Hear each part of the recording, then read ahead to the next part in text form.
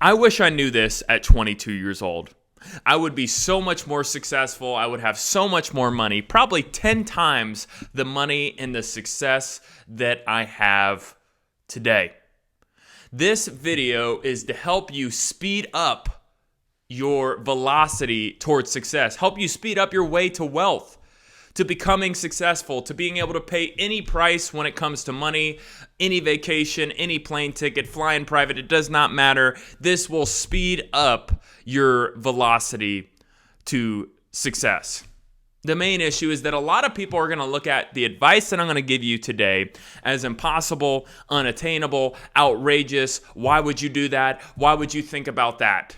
And usually those people are in the lower or middle class people. The middle class doesn't want you to be successful. They don't want you to go after their dreams. They don't want you to show them up. So they tell you, no, play it small. Don't go after that because they didn't do it. They don't want you to outshine them. If I were 22, I would not work a job. I would not go sit in a corporation, have my 3% match 401k, ask my boss for a 5% raise every year and kiss his tail and hope that he likes me. No, I wouldn't do that. I would not sit there and try to play for a promotion, maybe transfer here, because that ain't going to get you rich. You're not going to get rich working a middle-class job. You're going to go through your life saving your entire life, so the last 15 years when you're broken and beat up, you'll be able to maybe spend what you want, but you won't because you'll be scared. The middle class and the lower class is scared. They're scared because they never went after their dreams. They're scared because they don't know how to create income. They're scared because they aren't rich and successful. They played it small. So what I would do if I were 22, I would look for an older business owner for me to buy out, transition, and take over their business. And a lot of you guys are going to say, whoa, like, how is that possible? You know, why is that possible? Why is this great advice, Nate? Well, the average age of a business owner right now is 50 years old. That means the majority of businesses out there are ran by somebody who is looking to retire and transition to the next stage of their life in the next 5 to 10 years. And most of these business owners, if you look it up, look at the statistics, most of them have no contingency plan. A contingency plan is a plan in writing that of their plans of what they want to do when they want to retire. Most business owners are scared to death of retirement because they have nobody to take over their business and they have no plan. Their kids do not want to take over the business. Most business owners have kids that do not transition into the business ownership. It's a one generation, and the next generation usually drives it into the ground. So usually most business owners' kids do not want to take over the business.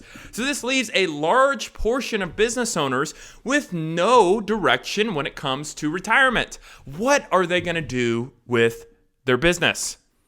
And again, you might think this is possible, impossible. You're going to say, oh, you know, my parents said, why would you buy a business? You don't have any money. It takes money to make money. It takes money to buy a business. You don't have any money. You can't buy a business. That's what your friends are going to tell you who think small and don't act big and don't have big dreams. You do not need money. This advice plan that I'm going to give you today does not require you to have money. You do not need money to buy a business. And that is the biggest misconception in the business world, acquisition world. You do not need money. So if you don't have money today, you don't need to look away. You need to listen to this advice so you can become successful and have money. So first thing we're going to do, I'm going to tell you how to do this. How to find the owner, how to find somebody, right? You know that this is the right path for you to probably take. It's better for you to buy a business than to start a business from scratch. I've done both. I started my business from scratch, and I found a business that I could buy. I bought it. I bought that business, and it was way more easier and successful than me starting my own. Now, both have grown, and they're very successful businesses, but the business that I bought is far easier to grow than one that you start from scratch. So I would suggest that you buy a business, okay?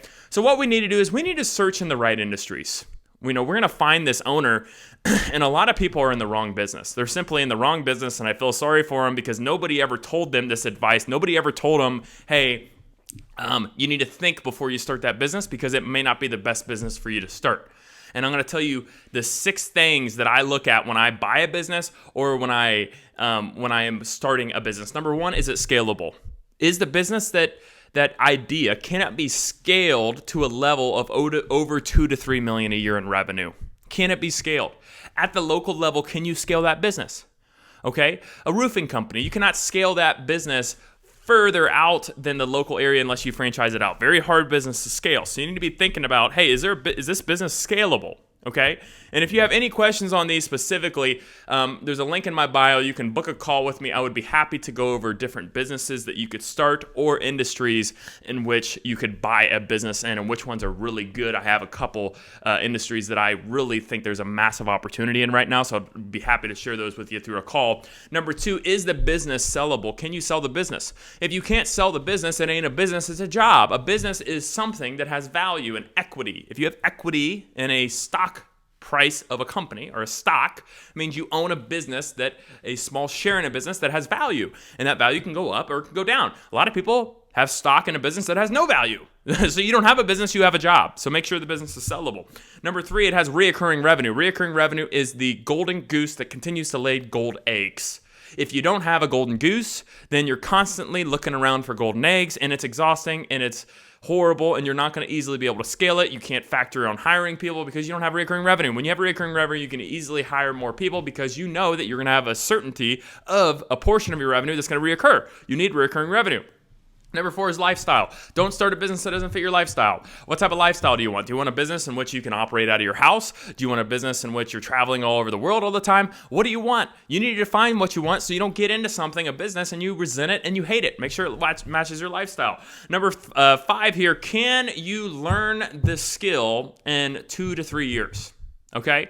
Or really 1 to 2 years. This means that if you're going into a business that you're buying or transitioning from a current owner, is it possible for you to learn that skill in the next 1 to 2 years? It should be yes. If it isn't, then that's a way too long of a buyout. We're going to want to transition this business in 1 to 2 years. So you need to make sure that you're connecting with the right business industries so you can take this business owner, this business over, okay? So what we need to do is we need to compile a list and attack that list with massive action. This is where people get lost. They watch the entire video and they go, great, I need to do that. I need to become rich. Yeah, man. But they don't do anything. This is very simple, but also very complex. Holding yourself accountable. Compile a list of companies is so easy. Search lawn care companies are near me if that's a good business for you to start or for you to buy in, right? Lawn care companies near me. Start calling, start asking to meet, start emailing, start asking around, start asking the Chamber of Commerce in your local area. I would do this locally and reach out to people in your area. And the more fishing poles that you have in the ocean, the more fish you're going to catch. So many people they lose sight of this. They're scared to put themselves out there. And let me tell you, if you're scared to put yourself out there, you're going to be like that same person who's going to tell you it's impossible. The same person who's going to tell you not to go after your dreams, to work that job, and that person's stuck because they didn't have the courage and the mindset to say, you know what, screw this. I don't want this mediocre life, this average life of me working for somebody else my entire life and barely asking for a raise and not getting rich. If they can do it, if I can do it, why can't you? Why can't you become successful? Why can't you do this? You can do this.